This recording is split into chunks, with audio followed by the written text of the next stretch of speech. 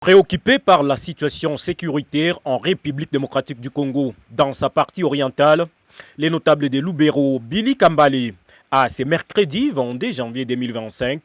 accompagné du coordonnateur de la société civile territoire des Lubero, foulé les sols des Lubero pour vivre lui-même les réalités de la guerre qui a causé des déplacements massifs de la population. Arrivé au chef-lieu du territoire des Lubero, le président national ad intérim de l'UNC a échangé avec l'administrateur militaire, le lieutenant-colonel Chiwewa, sur la question sécuritaire en territoire des Lubero, et c'est aussi l'occasion de présenter ses civilités avant de continuer son voyage jusqu'au champ de bataille. Billy Kambale, un homme sans crainte, a pris tous ses risques pour se rendre dans la zone de tir, lui et son équipe de terrain. Il faut être en Billy Kambale pour faire Katondi, Kitombiro et Ndoluma sans être escorté par les éléments des forces armées de la RDC. Dans son adresse à la population de Lubero, il a de prime abord présenté ses condoléances aux familles qui ont perdu les leurs pendant ces moments douloureux. Il a également présenté ses compassions aux déplacés internes.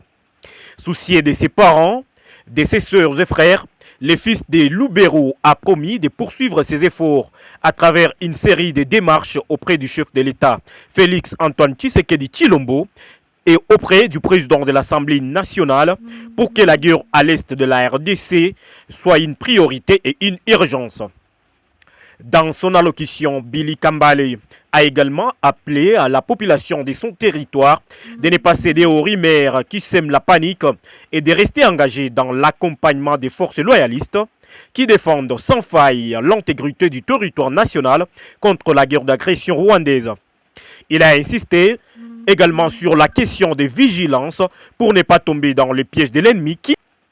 qui ne cesse à manipuler l'opinion en créant des intox, entendez une guerre médiatique.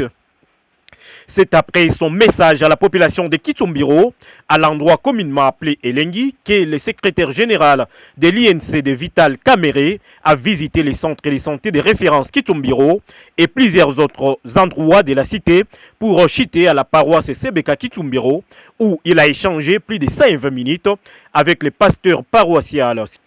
sur la situation humanitaire de ses fidèles qui passent nuit à la belle étoile.